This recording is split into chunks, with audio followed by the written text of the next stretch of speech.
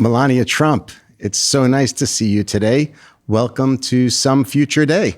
Thank you for having me. Nice to be here. Melania, your book is wonderful. And what really caught my attention is the fact that both of us are children of the 80s. We both grew up we were both born in 1970. And you start the book off talking about your childhood in Slovenia in the 80s. And in many ways, it reminded me of my childhood, which is interesting because you grew up under the veil of communism, whereas I was here in New York under democracy and capitalism. But you highlighted some bands that you loved, singers that you loved, like Pink Floyd, Elton John, the MTV generation, Michael Jackson. So I'm wondering, what was it like in Slovenia during that time period as a child in the 80s, during that MTV era? Well, when the MTV came out, it was fantastic because you could watch all of the videos and get music right away like everybody else on the world. So I really enjoyed it, all kind of music. So, the childhood before that, you didn't know anything better.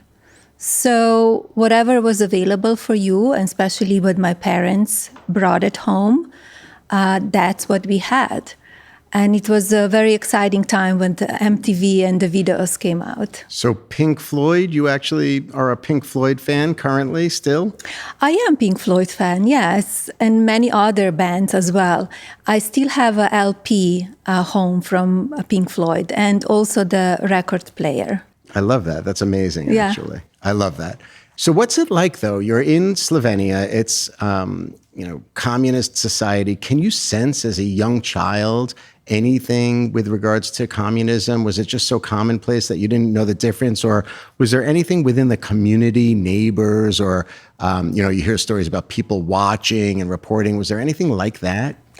I didn't feel it because I had a beautiful childhood. And when that age, you don't really know anything better. You just have a childhood, you live, you go to school, you go to the classes, you play sport, you spend time with the family, and that is all. You don't know what's really going on in the country. You're not involved in politics. You are too young for that.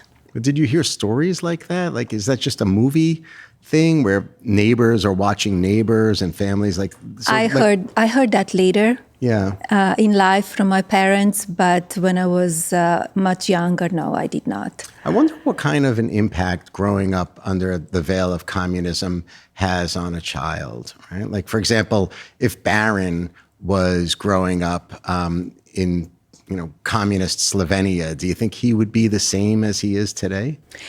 I think that anyone, wherever they live, it's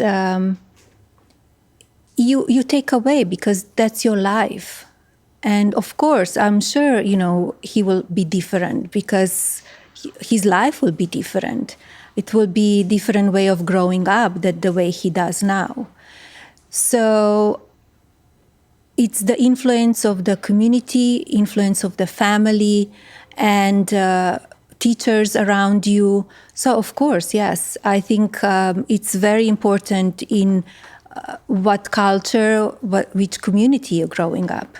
So, just thinking about family and community in Slovenia, your family traveled quite a bit. You really are a child of the world. But when you were younger in Slovenia, you and your parents and your sister, travel was a big part of it. Did that liberate you, or do you think your parents felt free when they went to exotic, beautiful places in Europe? Yes, they love to travel, and they went when they can, and they brought me and my sister with them, and they show us the places, beautiful places, and that what opens your eyes. They wanted that we experience different places for when we were growing up, because it's very important to see what is out there available, and it opens the eyes. I saw some of the photos in the book. They're magnificent. I think it was in Dalmatia, right? The Dalmatian coast. Yes. I was kind of shocked. Like, if you could describe it, the water was like crystalline. It was just gorgeous, right? Beautiful. It's still beautiful. It's a beautiful coast, very, very peaceful, and with beautiful nature, beautiful culture as well, very healthy. And we love to go there every summer and spend time there as a family. I have a beautiful memory from that time. Yeah. So is that what inspired you perhaps to become such a visually like person, somebody that's constantly looking at the beauty in the world through the lens of fashion and art and music and the finer things in life? Did those travels really trigger or inspire you to elevate your perception of the world in a particular way? I'm sure they did. All of these places and, just day-to-day life and what you experience. Yes, it's everything. It's inspiration and what you see and the memories that you have and the beauty of it. I think that when you're growing up, what is introduced to you, it's very important. And I think when you travel and you experience different cultures and different religion and different cuisines, different architecture and art, I think it's very opening to a mind of any child. Which part of that world did you enjoy traveling the most to? What was the most inspiring area for you? Well, I always loved to go to Italy. Well, Dalmatian coast I always loved, and Italy as well, and Austria and Germany, because every country is different. Has you take it away the different outcomes and different knowledge. So it was very interesting to go to those places at a very young age. So when you use the word love is so powerful. Frankly, I think we need more love in the world today. I remember the Beatles sang that song, Yeah. All You Need Is Love, right? Yeah. What's your definition of love? I think love is vital for the relationship and for everyone. I think we have different kinds of love. I think the most important is to have a self-love first, because if you love yourself, then you could love other people. You need to be the leader of your life.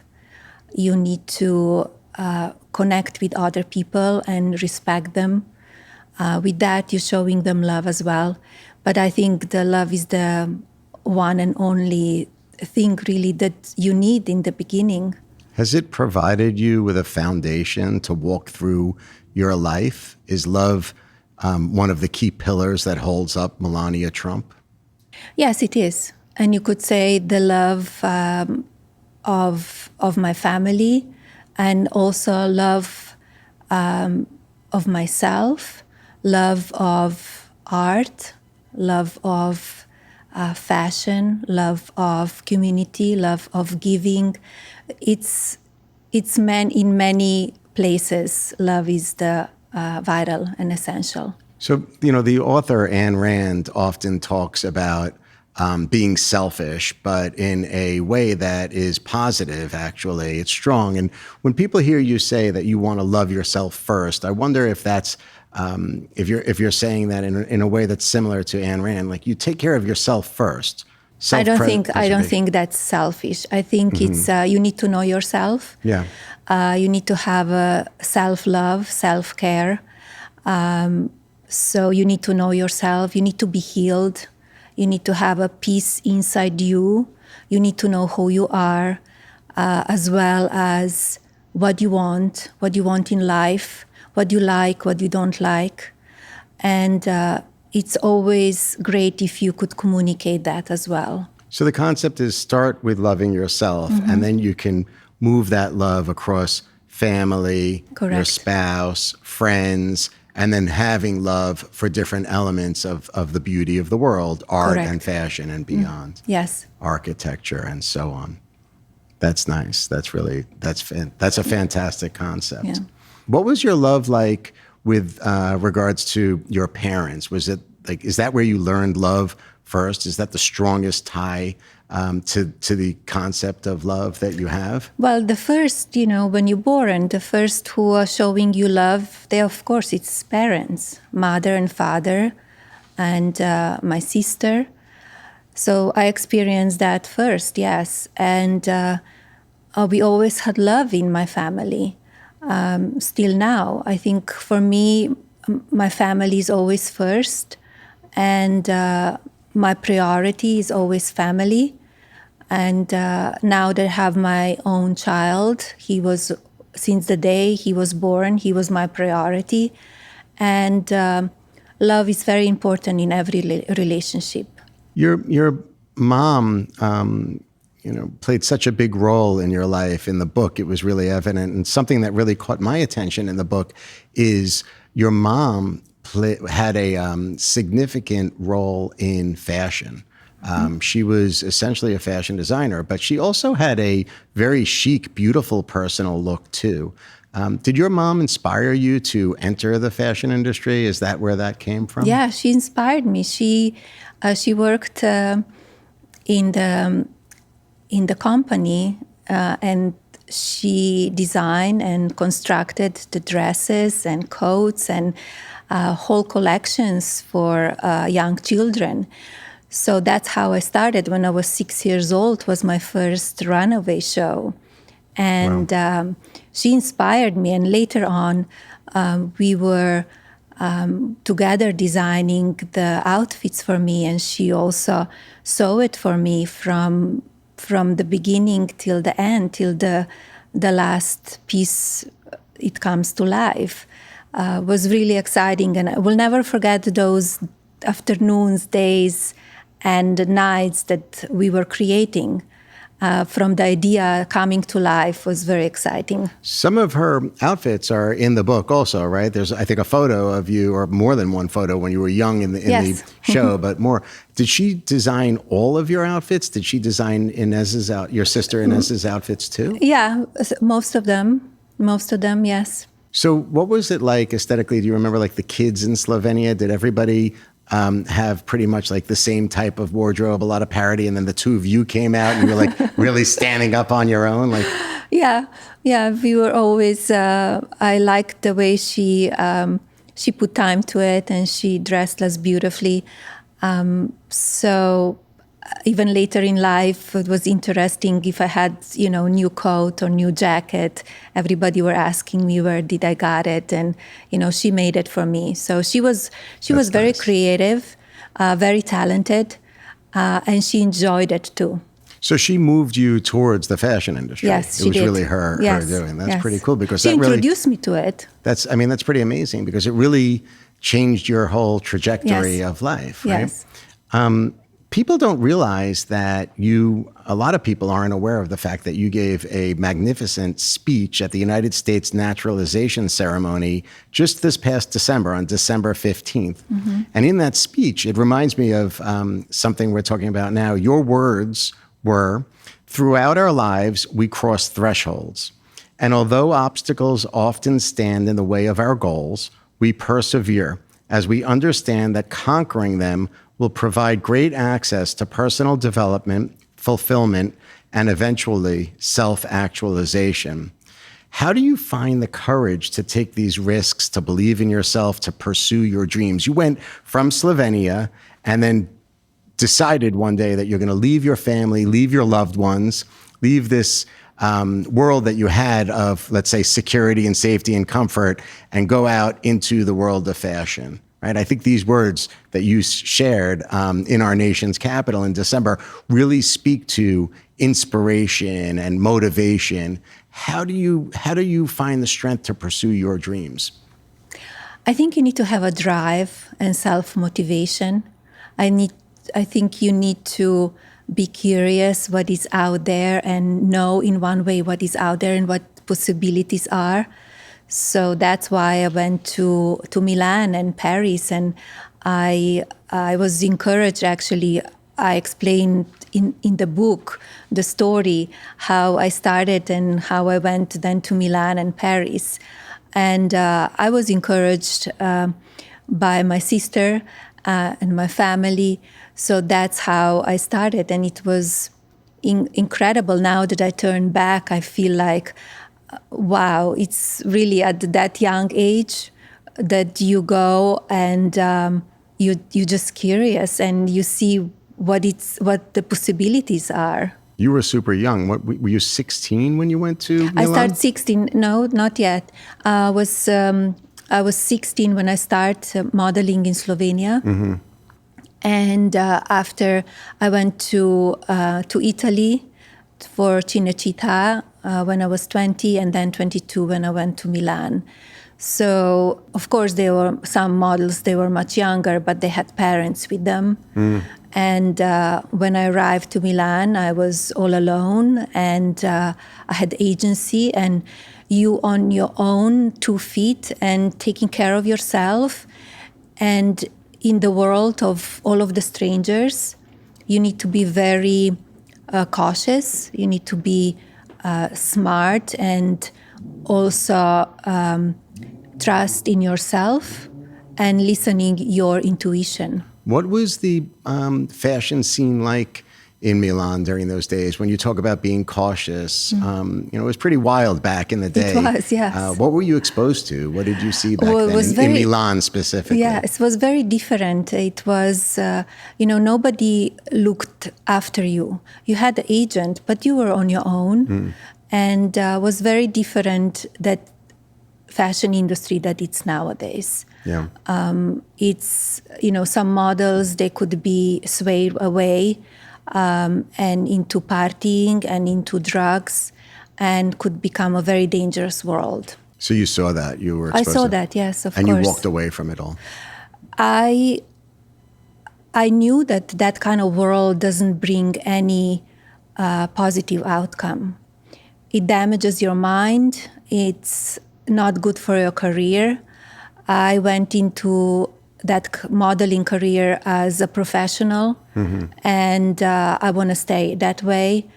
And I saw many girls young girls, that kind of life, dangerous life, eat them up in one way. Yeah, that's terrible. I mean, yes. We saw that happen, for like decades, actually. Yes. It went on and on. The business, I think, still is a tough business for girls mm-hmm. in particular. I don't think it's easy. But you were like really motivated, very focused. Like I get such a kick out of the story about you decided you were able in Milan, according to the story in the book, mm-hmm. you were able to determine who the number one top agent was in the world, Riccardo Guy. I forget who he represented back then. Yeah, many models, but yes. Literally the top models on the planet. Yes. He was the best. And you decided you were going to go to Riccardo Guy, get an appointment, and have him represent you. That was your goal. First, I had the agency, and I was with them for a few months. And I felt in myself I have a better potential. I could do much better than what they were doing for me. And that the clients that I saw. So I decided that I will make an appointment with Riccardo Guy. And at that time, he was one of the best in the industry. So I made an appointment with the agency and with him for a casting call, as if they would represent me. So I sat, when I arrived, everybody were very warm, very nice. And they brought me to his office, and it was a very professional meeting. He saw my portfolio, and I knew at that time that my images and my photos, they were not the best, but I knew that if I have the right team around me, could be much better. So he saw those photos and he said that he would love to represent me. He saw the potential. Were you frustrated with what was happening with the agent that you had, and then you decided, I'm determined, I'm going to make a better life for myself, I'm going to the best agent? Yes, of course. That's why I went to Riccardo Guy. Right. But yes. I mean, that's a tough decision. It's not like you could just knock on Riccardo Guy's door and get in and get an appointment. You got the appointment and you got the gig. Correct. Yeah. I mean, it was that's pretty very amazing. exciting. Yes. So you were in like all of the fashion capitals of the world. You went like Milan, Paris, and then you decided one day you're moving to New York City. You just get on the plane, fly to New York City, get out at JFK. You see the beautiful skyline. You're coming into the city. English is not your first language. I remember like the days where JFK was just nuts in the international, right? Like 2 lines. If you were a resident of the United States, you went through one line, you were in the other line. You get in the car, you come to New York City, and you didn't go to your home? I didn't go to my home because the agency got me my first home. So I went directly to the agency and start organizing my portfolio, copying everything what we need, sign the contract, making sure that I got all of the right papers because you need to apply for visa. So I start right away working on that. So because it takes time, and I didn't want to lose the momentum. I didn't want to lose the time. So I started right away. Those were a few hours in the afternoon. You are jet lagged, and that's okay. You go. You don't miss the hours. Yeah, but that's not like a normal thing. I mean, people would go home first, relax. Like you're making it sound like you're jet lagged, but you get going right away. That's like very atypical for a person to do that. But it was very exciting time. And as I said, you need to have a drive. You cannot just sit around because in life, nobody will bring you anything. If you don't go and do it yourself, nobody, as they say, will knock on your door. You need to go out there and, be your own, and on your own that you kind of knock on the doors. Well, sometimes it's difficult for young people to have that drive, right? It's something I think sometimes people are born that way and some people aren't. So what would you say to inspire, a 20-year-old who's looking to pursue a career path, whether it's modeling or technology, business, real estate, politics, maybe even? What would you say to that individual who might be like, I don't think I'm good enough? I think they need to know what they love to do and they have passion for it and go for it. If they don't try, they will not know. And they need to have self-belief. They need to believe in themselves. And they need to know what their uniqueness is and go out there. Yes, there will be days and times that they will make the mistakes, but go ahead. You don't want to turn back and thinking about the time and say why I didn't do that. Because time goes by, and if don't lose the momentum, go for it.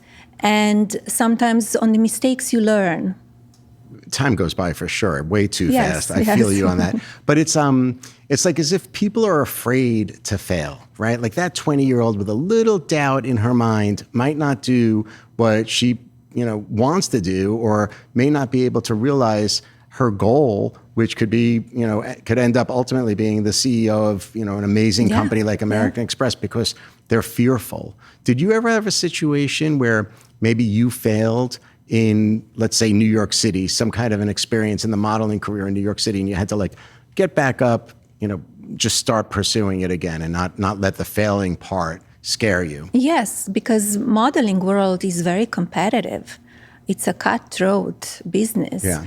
And there are many models that they're looking for the job. So you need to go out there, and there are times that you have a casting, you see the clients, and they don't book you. You don't get the job.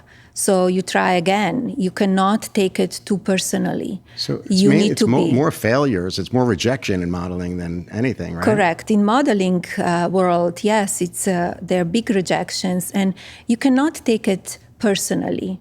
I always took it it's a business. If the client didn't like me, I didn't feel and I didn't felt that was my problem. They were looking for it was brunette, it was blonde, blue eyes, dark eyes. They know what they had in mind. So I never took it personally. I always took it as a business. It's interesting. A lot of people who are successful lean into failure. They're not afraid of it. I think Tommy Hilfiger actually filed bankruptcy with his company like 7 or 8 times before he created this empire. It's something that is really powerful. If you're not scared of failing, even baseball players who hit, only 300 could end up winning the batting championship. So like, if you're not afraid of failing, you can really grow. Don't give up. Yeah. Don't give up. Just go on, because, you work, and one day nothing comes easily, and it's step by step, and then you could be on the top, but you really need to put the work behind it. That's great. So New York City is like such an amazing town. At this point in your life, you have to feel free and alive. You're driven. You're ending up in billboards, on billboards rather, in Times Square. Congratulations. What an accomplishment. You went from this dream in Slovenia all the way to the billboards in Times Square and magazine covers and photographed by the best photographers on the planet. Really, really fantastic stuff. It's incredible. But at the same time, you're thinking you're a powerful woman, right? And you're thinking in terms of not just being a model, but also being an individual. And in the book, you address women's rights. And it's really groundbreaking. As you're aware, I think you're the first Republican First Lady in history to come out in favor of women's rights and pro-choice. And in the book, you said, why should anyone other than the woman herself have the power to determine what she does with her own body? Why should anyone other than the woman herself have the power to determine what she does with her own body? I'd love for you to elaborate on that. I feel and I believe that the individual freedom is the most important aspect of life. You need to be in charge of your own body. Nobody else but yourself. And I believe that from my young adulthood, that I want to be in charge of my own body. Why should somebody else tell me what to do? Any man, any woman, this is me. I was born, I was put in this world, and nobody should be in charge of me. So it's interesting, in the book, you also talk about the fact you effectively say that you respect people who are pro-life. Right? Yes, of course, I respect that. That's why I say I believe in the individual freedom. What you believe, that's your choice. You're pro-life, you're pro-choice. I think that how everybody, and that's also the respect that you give to the people. Yeah, so you really see it again as and I don't want to put words in your mouth, but it's like an issue of autonomy, right? Like you feel that it's an issue that's up to starting with the individual, the woman. Correct. Maybe her family and her doctors are involved. Yes. But what about with regards to minors? I know in the book you also talk to the concept of parental consent. Yes, I have a whole chapter in the book about it, and it's very well explained. For minors, I feel that still they need to have an adult involved because they don't know the consequences. And the adults should be still involved in the decision making because they are not developed the way it should be at that age. But once you're an adult and able to completely be on the own, I feel that that is your choice then.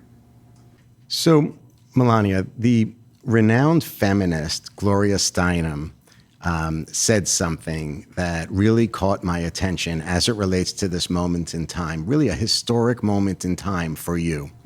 She said, any woman who chooses to behave like a full human being should be warned that the armies of the status quo will treat her as something of a dirty joke. That's their natural and first weapon. She will need her sisterhood. She will need her sisterhood. So I'm curious, has the sisterhood been supportive of you since you announced that you're pro-choice? Not at all. Not at all. They actually opposite. They're not embracing it at all. And they calling that it's a scam and it's a lie. And, it's interesting, right? When politics gets involved, becomes interesting. Do you think this should be a political issue? The pro-choice? Yeah. Well, it is. Here we are. It is, right? Right. It should be. Not really, because individual freedom should not be political. It's an unalienable right. Yeah. I think so. Yes. So going back to the sisterhood, let's say someone came to you from the left, right? Let's say it shouldn't be political, and someone from the left came to you. It could be, a prominent feminist leader from politics, from journalism, from fashion, right? The fashion industry. And they said, Melania, this is really impressive that you were brave enough to step out and do this as, a Republican first lady. Would you welcome that type of conversation? Would you want perhaps that unifying moment? Of course. That's what we want to have, unity in this country. I got a lot of messages from women that, thank you for speaking out. But they were not those, as they called themselves, feminists. Right, for sure. But the media too, it's like, to me, it's fascinating. Like the media really has, or the mainstream left media, let's say, has really looked at it and categorized this as a political ploy. Like as if you coordinated with your husband's campaign to release this concept to win over the female vote. No, nothing was planned. This was not planned. It was in my book because my book is my story, my perspective, the truth, my beliefs. And I put that in the book way before was anything out on the campaign. So I believe everything what is written in the book. So let's focus on a little more on the book. I'm obviously a fan of the book, but what do you think of the book? Like generally speaking, creatively, what do you think about the book now that you're done with it, that it's out in the public? I'm very proud of it. It was a process to write the book, as everybody know who is writing it. And I'm very detail-oriented, so I was involved in the writing, in the design, in the selections of actually everything what is in the book. What you see, that's my input. And I'm very proud of it. And a lot of time you need to spend on, also writing it and going through the stories and the process of it. You need to first have an idea how you want the book sound. What do you really want to put out there? Do you want to put a book that it's inspirational and younger generations can learn from it? Or do you want to put out a gossip book? For me, I'm not a gossip person. I don't have any desire. I never was, and I will never be. Those gossip pages belongs to tabloids. And I think this book, it shows my story from my childhood till a few months ago. And I wanted to achieve that, and I did. I'm very proud of it. Yeah, so congratulations. I know that you were very hands-on. In fact, your publisher told me that you were probably the single most hands-on writer that they ever experienced, ever in history. Talk a little bit about like the amount of time you put into developing this book. Like how laborious was the creative process for you? It was many hours, many hours, yes. And, you go back and forth and what to put in, how the chapters should run, what you're putting in the book, which stories you will select, because it's much more, but you cannot put everything in the book. You cut a lot out? I cut it out, yes, of course. And you don't want to have a book that goes on and on and on, and you want to cover the stories that are really interesting. how did you know when you were complete? Like, how did you say, okay, I'm done. I'm going to put this out into the universe now? Or do you feel like you haven't even completed it yet? Well, I feel it's completed, but my life is very interesting. And I feel like that from the last story that is in the book, so much has happened. So I could write another book just Sure. on those, few months. And it's interesting how all the little details that they go in, from choosing the paper, choosing the cover, the paper for the cover, the pictures inside, how everything will run. And, of course, you have also editors and teams and fact checkers. You need to have that all in line. So it's in one way, it's a teamwork as well.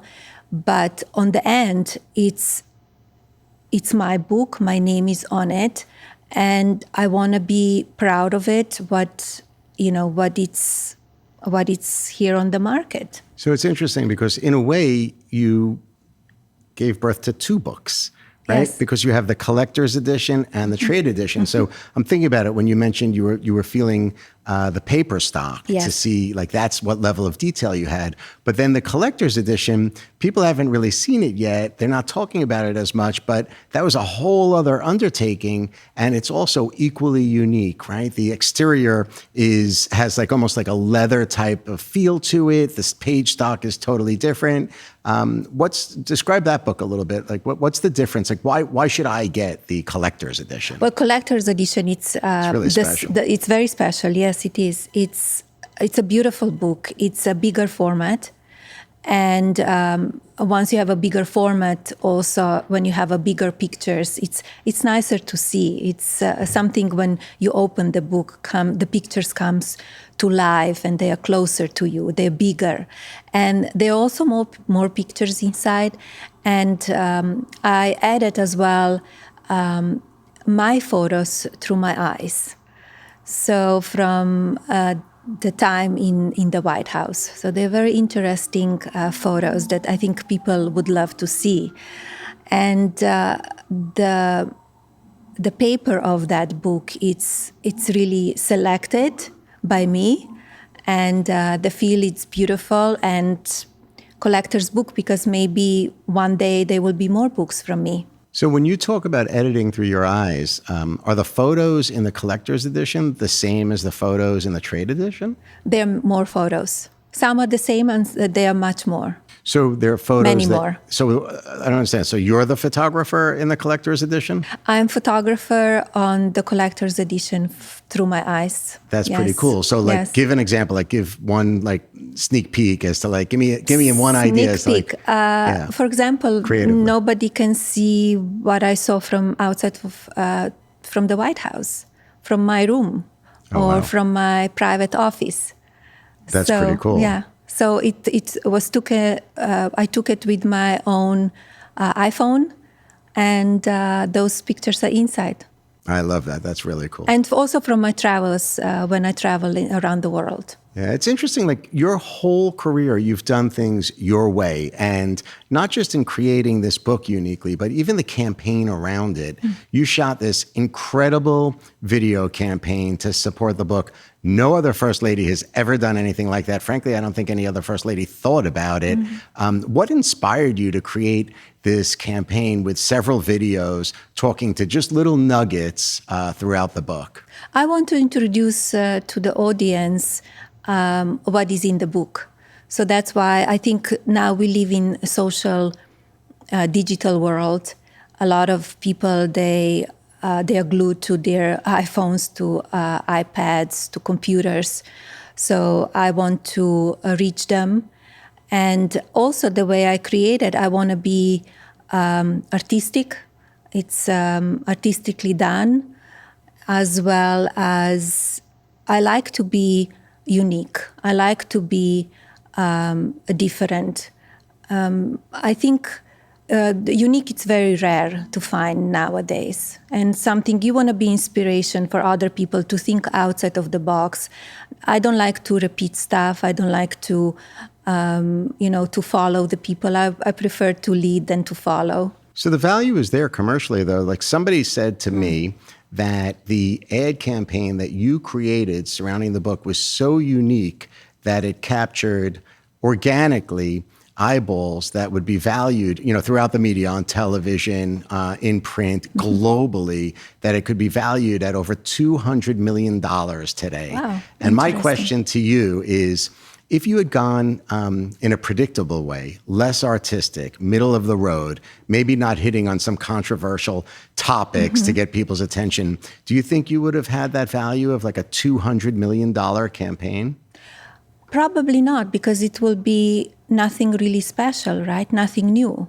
So I think people like new. And when you, as they call it, test the waters, and when you put out unique stuff and unique product, I think people, they are interested to find out what it is. Do you think our society is living in a way that's too safe now as it relates to trying new things, to innovating, to being entrepreneurial?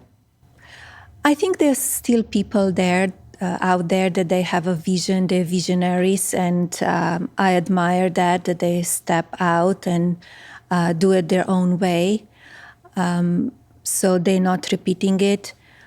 If you have a great idea, why not show to the world? There's something about American ingenuity, right? Like, Yes. I feel like, the Americans take risks, the Americans create, and when they step into it, time and time again, we do better, whether it's in technology, automotive, travel, medicine. We always do great when it comes down to that kind of stuff. Yeah, it's great to be innovative and have a different vision and a different output from everybody else. In 1980, Steve Jobs was in a documentary, and he said, "The computer is the most remarkable tool that we've ever come up with. It's the equivalent of a bicycle for our minds." I love that quote, by the way. And basically, he's addressing technology's transformative nature, the impact that technology can have on people. And you have really been ahead of the curve. I'm thinking about like the concept of ingenuity. Like, you've been ahead of the curve as it relates to using emerging technology since you left the White House. It's another first. I don't see any other first lady in history embracing emerging technologies like blockchain, technology, Web3, the way you have. Can you talk a little bit about the circular business model that you established with fostering the future after you left the White House with blockchain technology at the core? Well, first of all, I'm very interested in technology and the future, what it brings. I feel that also all of these, social media and all of the platforms, they could be very educational, also for young children. It just depends how you use it and where you're putting the time to. It could be educational, but could be very toxic as well. So it's all in your own interest, what you want to watch and what you want to see. But regarding technology, when I left the White House, it was that kind of a new world out there, and I was really interested in it. Technology and blockchain especially. So, and collectibles. So establish two platforms, Web 2 and Web 3, and that it's melaniatrump.com and usmemorabilia.com. And I designed art and collectibles, and it's very it's very productive, because all of that business, as I call it, it's a business in one way, right? It gives back to foster community. So with that, I established Fostering the Future initiative, and the proceeds of that, it goes to the students for their academic success. One day when they finish and they have a degree, they could go and get a job and be successful on their own. And what is better way to see that somebody who has who didn't have a great opportunities was given the opportunity. Somebody paid for their scholarship, and it goes on in life and be successful and gives back to the community, back to the world. So that's the circle. The idea That's the is circle. you leverage technology, you Yes. create product, the product sells, a portion of the proceeds goes to children in the foster care community. Yes. They go to school, they receive an education that equips them to get an entry-level job in tech maybe, and that's better for all of society. Yes. That's yes. pretty cool. And for their own being, right? Imagine you have education, you feel much more secure in yourself. You could stand on your own 2 feet. You don't need to rely on anybody else. Yeah. The statistic that I read in your book is remarkable that only 3% of children from the foster care community go on to continue some level of education Correct. after they reach the age of majority. Yeah. Yeah. So it's problematic, right? Because where do they go from there? Yeah, it's problematic because the other ones, they don't have support. They could end up on the street and, difficult directions in life. So that's why I said, it's important to give them the support. So looking back at what you've launched in blockchain technology, again, it's very interesting. Most people don't know. I think the first digital collectible or digital asset that you launched was named Melania's Vision. Yes. And then you came out with several more celebrating everything from the military to our nation's beautiful parks. You even did something for Women's History Month. Yes. What's your role in the process there? Like how much do you participate? I realize with the book, it's just your book, so you Yes. have to participate. But as it relates to all of the other platforms, how hands-on are you? I'm very hands-on. I'm very involved, and I come up with the ideas. I think it's very important for all of these steps in the business to have successful outcome. You really need to be on top of it. So when I have an idea, I talk with my team and we execute, and that's the most important thing, that execute the right product. I think it's cool to see that the crypto tribes are coming out and embracing you. Like the Solana blockchain, for example, you've been working with that from the beginning. Yeah, I started Did with you them. select, was that your idea to go to Solana? Yeah, with my team, I selected Solana because it was eco-friendly, and it was a great run. I had a great success with from the beginning. So it's great to see the community it's out there, and that's the way they embraced it. And you're still using it. I know that Yes. right now you have several physical assets, from Christmas ornaments to even the collector's edition, where you're leveraging essentially real world assets, where a digital collectible comes along with the collector's edition. If you buy the collector's edition, you get the digital asset. That's pretty cool. Yeah. And then you also are even using the technology to airdrop messages into digital wallets of people who have purchased products. Who purchased already, yes. So it's almost like a gift, right? Do you ever give them a secret message? They ever you write them a note and put it into their wallet and they're like, Melania Trump just sent me a note. You can't. Maybe, yes. Next. So next, move on. Next, We're moving on. Yeah. Okay, let's move on to the AI wars for a second. I think with regards to artificial intelligence, right now on a global scale, you're looking at really two global powerhouses taking the lead, America versus China. So I don't want to get too heavy because I know you don't talk about AI in the book, but who's going to win the AI war? Well, I hope USA. That's it. Well, I hope so. It's interesting. We don't know what is China doing, right? They could be very secretive, and they could be working on it already and advanced.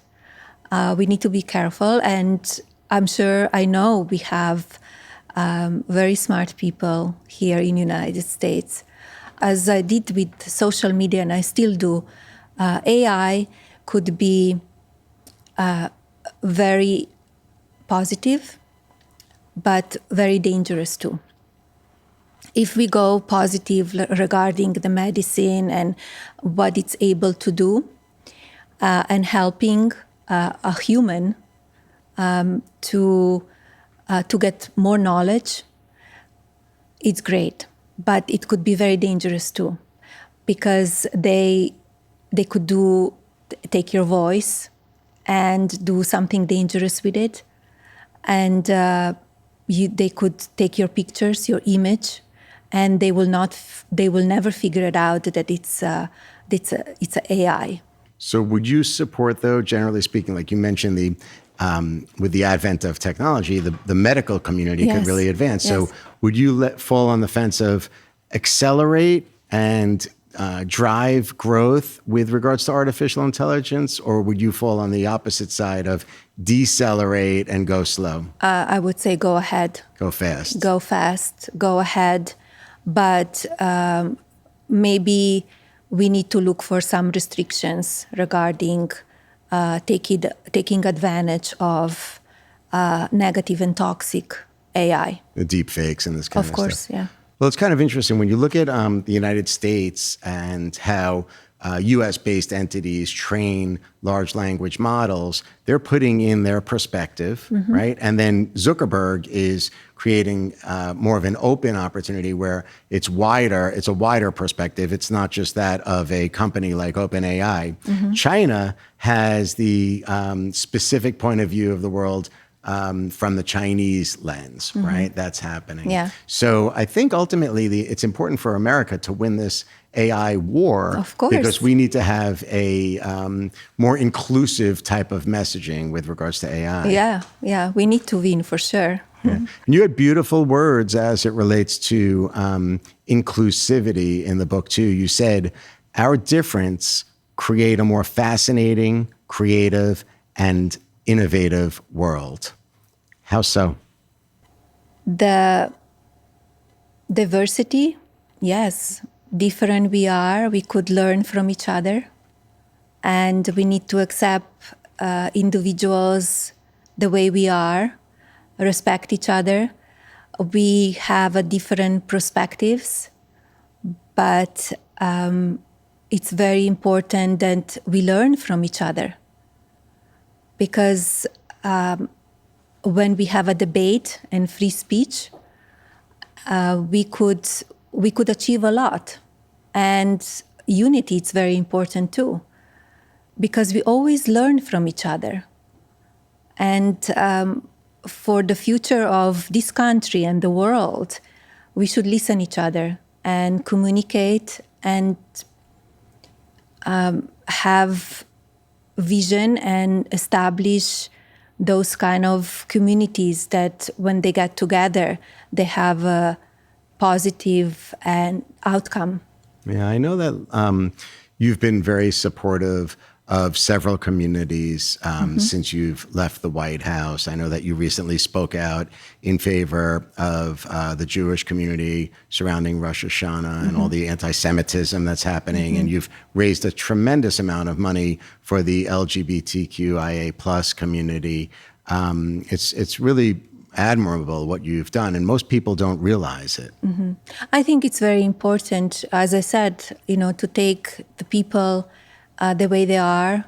What is the goal in this world? That everybody lives in peace and harmony, and to enjoy life, and to get rid of all of these wars that are going on around the world. The concept of freedom keeps coming up in our conversation. Yes, it does. And you're in a funny position when it comes to freedom, because you have the freedom that the Constitution provides for you, Melania Trump, but in a way, you're not free this is like on a personal level. Like you're not free to do things that I could do, right? Like you're not going to go jump in the ocean for a swim or go over to, Fifth Avenue to go shopping, or just, after we speak, go over to MoMA and look at the new Shut exhibition. So is it this weird tension now in your life personally where you have the freedom, but you really don't, because it would be too chaotic with the Secret Service and everything else?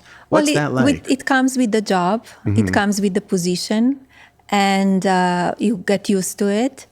And you know that, as my detail always says to me, you could do whatever you like. We will take care of it, and you just tell me where you want to go. But it's a little bit different than, in the past life, you just sneak out and go unnoticed, and you could just go in the museum and just be in your own peace by yourself. And it's a different life, but you're getting used to it. And do you ever long for it? Do you ever long for just being like, I just want to fall into New York City? Like I think John Lennon walked around New York City and he loved it because people would leave him alone. Do you wish that could happen with you? I mean, it couldn't happen with you.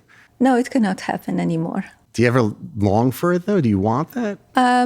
Yeah, you have sometimes moments and you feel like, it would be great just to go out and, especially on a beautiful day and stuff. But it's not possible. And that's okay. That's okay. Another thing that you do in the book is, as it relates to women and girls, is you address the issue of trans athletes and their impact in women's or girls' sports. How do you see that as impacting families, high school athletes, and beyond? Well, as I explained in the book, I think that men should not compete in a women's sport, because men are born different than women. They have a bigger body mass. They are stronger by nature. And we're much stronger. Of course, I believe that. It's nothing that's, controversial here, because it's a science, right? So I think that, all of these girls that they are training a whole life, a whole young age and teenage years, to compete in the sport, and suddenly men shows up in their league and in their class, and of course they would win. It's not possible that the woman can compete with a body of a man. So it's very unfair. That's why it should never happen. What do you think is going to happen with American politics in the future? Like, it seems like American politics is ingrained in so many different aspects of society. Like, I'm thinking about now, like it's in high school sports. It's everywhere. Yes. So where is American politics going to evolve? I don't know. I hope it will be less divided. People will come together, and we just need to have a common sense. Do you think we could have common sense? I hope so. Yeah. I hope so. So politics is everywhere now. I put on the baseball game, and it's in sports, and it's in theater, it's in music. What would you, I'm thinking back to like something Andy Warhol would talk about, where he was like, he would look at the artwork on the walls in the museum and he'd be like, that's so bizarre. It's such a weird thing. Like, go out in the world and see something, right? So beyond politics, what would you tell people to look at in the world now? Like, what's so fantastic outside of politics in the world right now? I would encourage them, whatever it's in their soul and what their passion is. Yeah. That's the most important. As I talk, it's individual freedom. Yeah. We always come to that point, right? What they like to do, what interests them. If, somebody likes to walk and go hiking, go ahead. You could do that. Somebody wants to go in a museum and look at the beautiful art. Go ahead, do that. So I think it's, you need to make your own dreams come true. And live the life to the fullest, and just have respect and love for other people, and take them as individuals. Is your instinct about other individuals now something that you would consider a strength? Is like your intuition about people a strength that you've developed over time? I think yes, you do develop the intuition regarding people, yes. But I always liked to listen my intuition because it always approved me that I was correct. So that's very important for me. What words would you use to define trust? Trust, it's interesting word because first you need to trust yourself. Always start with yourself. Yes. I love that. Yes. And then? And then you see if you could trust other people. Trust is also shown. It's not just like about sometimes people. actions or words. But it's not just about people, and it's not just about, well, I guess action is probably more than words, Yes, right? yes, of course. But what about trusting the government? Trusting the government. That's a little bit tricky. Right? I think so. It's so I feel like the older I'm getting, the more tricky it's becoming. It's very tricky because it's so many people involved. That's why. And so many rules. And in one way, the government should not control us, right? So can you trust the government? Not in everything. So it goes You international. need to be vigilant. So it goes international too, right? Yes. Like I think about like some of the leaders from all over the world that you met are incredible people that you've met, from Xi Jinping to Netanyahu, from the Pope to Putin. So is there a common trait that you could identify that kind of permeates each one of those personalities? They're all so different. Some are bad, some are light, some are dark. Like, what would you see if you could highlight a common trait there? Well, they're all different, but they represent their own country, their own interests. So your trust flag would go up for those people too, then? Yes, of course. Considered. If you're in the office, if you're elected official or a wife of elected official, you represent the country. You represent the United States. Melania, you have been meeting with the media, and everybody asks you about the assassination attempt of your husband. But there's a threat for you as well. Nobody's asked you about your security, really. I'm curious, what's on your mind? What are you thinking as it relates to your safety, your personal safety? Well, you always need to be cautious and, where you're going, what you're doing. And, I have a great Secret Service around me. But you always, you're cautious, you're vigilant. You don't say, I will go to places. You think about it. Melania, you've given me so much of your time today. I really appreciate it. But I cannot let you go until, hopefully you're willing to. Yes. Every guest I have finishes the show with me in a very particular way. I lead with the name of the show, Some Future Day, and then my guest finishes the sentence. Are you game? I am, yes. Okay. Look at me like I'm crazy. No. It's interesting. Okay. Interesting, yes. So in some future day, emerging technology will be something that we don't even know yet. It will expand in the places that we don't even think about it. Melania Trump, thank you so much for spending so much time with me today. Thank you it's so like such much. an honor and a privilege to have you join me. I really appreciate it. My pleasure. Thank you, Marc.